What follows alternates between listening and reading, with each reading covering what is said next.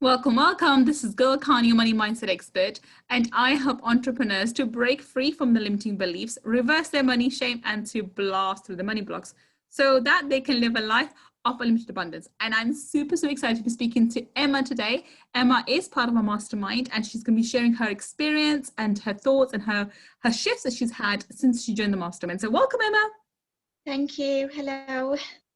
Emma, so tell everybody what you do, and so what's your, what is your current profession? What are you doing at the moment? Okay. I have a few different strings to my bow at the moment. So I'm a Pilates and movement teacher. So I run my own business teaching Pilates classes, and my partner and I also run a little bed and breakfast from our home. And when I'm not doing that, I have a part-time job with a national charity, which is paid employment. Awesome. So you've got your fingers in a few different pies, right? Yeah, you could say that. Awesome. All right. So tell us, Emma, what, before you joined the mastermind, what was your mindset around making money, abundance, and generally about, what's possible for you? So where were you before you joined the mastermind? Very much stuck in a place of fear and feeling like everything was a real struggle, a lot of hard work. Really had no idea how to bring in the income, the level of income that I wanted to bring in, without sort of, having lots of different jobs and working long hours. So I just felt sort of completely stuck as to how to get where I wanted to go, feeling like it was just totally impossible. Okay, so that's very common, that's very normal. So how has your mindset shifted? So where are you right now? So what are your thoughts about what's possible for you, and what sort of results have you had with working in the mastermind so far? Okay, so one of the first things that my partner and I did was to get our little bed and breakfast up and running. The And Airbnb, yeah. yeah, that was a big shift for us, because we don't own the house we live in. We rent it.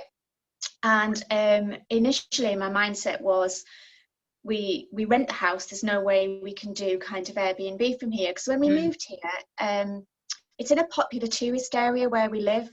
So in the summer it's really busy with tourists, and when we first moved here, lots of people said to us, oh, that'd be an amazing place to run a bed and breakfast. It's very much like, oh no, we can't do that, we don't own the house, it's not ours, we'll never be able to do that. Yeah, nice idea, but kind of dismissed it. Yeah. And I think that was because I was afraid of rejection, afraid of the no, afraid of afraid of being told no way, and then feeling really humiliated, if you like, for even considering that it might be a possibility. But we did some research into people that had done what we wanted to do in terms of renting a property and running it as an Airbnb. And I just did my homework and wrote the landlady a proposal. We offered her a cut of the take-ins, and she agreed, absolutely no problem. I was just amazed. It was like there was no, there wasn't even any objections. It was just like, yeah, fine. Happy to agree to that, just straight out yes. And it was just so like, oh my goodness, I can't believe she said yes that easily. She didn't even come back with a counter offer or anything. It was just, yeah, fine. So that was that. We got up and running and set the B&B up, and then unfortunately we couldn't really start because of the whole COVID situation, but the room was ready to go. So as soon as the restrictions were lifted, everything went nuts because of the place where we live being in such a popular tourist area. Everyone was really keen, and that worked in our favour in the end, because everybody wanted to come on holiday to the place we live in, and there wasn't enough properties available to fulfil demand, so we've been fully booked ever since. Awesome. Yeah. Fabulous. So how did the mastermind help you in your approach? Because I think the what I'm hearing is before the mastermind, this was not something that you would have considered, whereas now you're open to the possibility of different opportunities coming to you. Yeah, I think it's to do with those fears and doubts, and like I said, I think my main fear was the fear of rejection, the fear of being told no, and not being able to cope with how that would make me feel. So and that's always been something that's, you know, going back a long time, has been a big issue for me, and it still is to a degree. I'm still working on that. But it's just about kind of not assuming the worst and thinking that everyone's going to think the same way that I think, and projecting that because I think a certain way, that everyone else must think that too. And that's a big thing for me. Again, that's really helped me with, and it's the same with my Pilates classes as well. You know, I'm getting better. I often used to worry about what people might think of classes and what they think of me, and because I thought that way, thinking, oh, they must think that way too, and which isn't necessarily the case, and it's just all in my head. So it's totally, you know, mindset and getting over those fears. And you might still feel the fears, but it's like taking the action anyway. In spite of the fears, and still, you know, still doing it, and knowing that even if the answer isn't the answer you want, that sometimes that no works out for the best, because there's something better. That makes sense. It does, completely. So let's talk about the mastermind now itself. The mastermind, what's your take on the energy clearings? Let's start with that, because the energy clearing, everything to do with the mastermind is all about the energy clearing. That's the foundational for it. How have you found the energy clearings? I'm a very logical and rational person. I know, that's why I asked this question. So that I find them a challenge.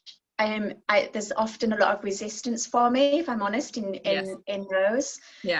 Because my logical mind is, this is a load of rubbish. What are we doing this for? I know. This woman's crazy. What is she talking about? And yeah, so being completely honest, my logical mind doesn't like it. My logical, rational part of me is like, this can't possibly work. How does this work? Because it's hard for me to get my head around the how. And so I can sometimes put up a lot of resistance. But then I know there was an occasion that I did, at one particular occasion, I did the forgiveness one again. And then a few things happened within minutes of me finishing it. I remember my partner came into the room, and it was in the early days of our bed and breakfast getting going, and he said to me, oh, you never guess what, we've just got a booking. And it was a long booking for a week, which was like the longest so we'd had, making us quite a bit of money. And he was really excited, and I was just like, whoa, I've just done that clearing. Is that like coincidence, for want of a better word, or is it anything to do with the clearing? And then I checked my phone, and there was something else. There was a message asking me to do a load of extra classes for the whole of that month. And so yeah, you know, take from that what you will. But I suppose it's one of those that part of me doesn't understand it, but you still do them. I do it. I am resistant to them sometimes, yeah. Yeah, I don't know. It's just one of those things I can't explain, because I'm a logical person, and I've struggled to understand it. So it's challenging for me, but it's about working through that resistance and doing it anyway. I agree. And what are your thoughts and feelings about the manifestation calls? We do this on, you know, so 1 week it's the clearings, and 1 week it's all about the manifestation calls. So what's your take on that? I find that I don't think I fall asleep. I know we've spoken about this before. I say to you, Gull, I can't stay awake, but I don't think I'm falling asleep, because it's very similar to hypnotherapy almost, isn't it? Where you go very deep. Yeah. And I've had hypnotherapy before, and I don't think I fall asleep. I think I just go so kind of into that trance state that I can't remember exactly what has been said, and then at some point I'll kind of come round and be aware that you're still talking and think, I've no idea what she's just said for the last 20 minutes. So I used to worry about that. I used to think, oh gosh, I've fallen asleep again, you know, but I'm not asleep. I think I'm just in a deep trance-like state. And so I'm, on some level, I'm taking in what you're saying. I'm just not aware of what you're saying. But I'm getting better at that I can get through a whole call now without falling into dropping off. It's normal, because we drop your brainwaves to alpha, and I think you drop it even further, and that's when you stop listening, hearing what I'm saying. But you're not asleep yet, and that's why you come back. You know, towards the end you come back, and that's very normal. But the point is, you're still getting the results. The shifts are still happening, things are still changing. And the Emma that I knew at the beginning of the year is much different from the Emma that I can see now. And you're more open, you are, you know, you're more likely to take calculated risks, and you're more likely to and have those conversations, those difficult conversations, including with your partner. So I know the shifts are happening. It's just you don't understand why or how, which is interesting. This is why I asked you that. Yeah, and that's the difficult bit for me, because I mean, my background is in law as well. I've got a law degree. I used to be a police officer, so I'm very like black and white. Yeah, it's right or it's wrong. It is or it isn't. So this for me is just like way out of your comfort zone. Yeah, I get that. Yeah, it is definitely. So I do struggle with understanding that. How is this working? Is it even working?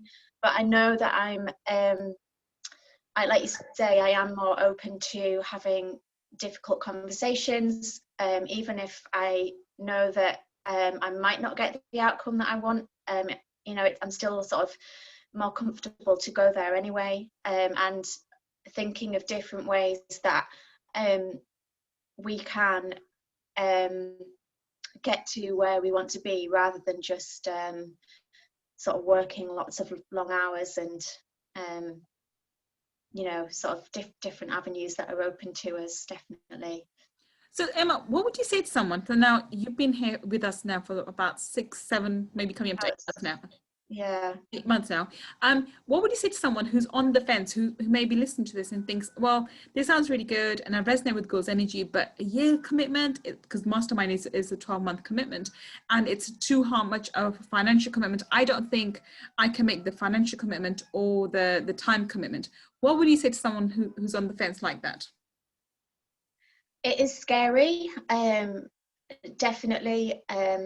You know, I had those fears, you know, thinking, you know, about the financial commitment, and I think the biggest fear for me comes down to trust. It's down to trusting myself to follow through on my own actions once I've made that commitment. So I've lost my train of thought now. So what would you say to someone who's on the fence? What would I say to someone who's on the fence? I think you just need to commit and make that decision and follow it through, and work through those fears and resistance to do it anyway, even if you don't necessarily understand. It's about listening to your intuition and not letting the head rule and the fears rule, because I know for me, my head was screaming at me, oh my God, that's such a lot of money, you know, and I'm not sure how I can pay for that, and what if you know, I spend all that money and it doesn't work, or you know, I don't get where I want to be. And that's what my head was screaming. But there was a different part of me that was like the fear of not doing it and staying where I was worse than what might happen if I did commit to it. Does that make sense? Completely. And this is exactly the point. So if you know that you resonate with my energy and you know the mastermind can work for you, then what will happen 5 years or 3 years down the line if you don't join today? And I have people say, oh, I'll join later, and they never do, and later never comes. It's either now or never, most people. So thank you so much, and I completely agree with that. Okay, Emma, so where can we find you on the internet? The Pilates website, my Pilates stuff is Adamas, which is a Greek word which translates to invincible. So a bit of a story behind that, but you can read about it on my website. So it's adamaspilates.co.uk, and our little bed and breakfast is called Leeming Cottage, and that's on Air BNB. So yeah, Leeming Cottage on Airbnb. We've got a Facebook page for that as well. Awesome. Well, thank you so much for sharing your experience and your thoughts and ideas of the Millionaire Mindset Mastermind. I really appreciate it. Thank you so much, Emma. And for those watching, thank you for watching this. Thank you for joining me. I will be back with another mastermindee telling sharing their experience and what they went through and what they've experienced and what they've achieved by being part of my Millionaire Mindset Mastermind. Until the next time we meet, this is Gull Khan signing off. Take care and bye for now.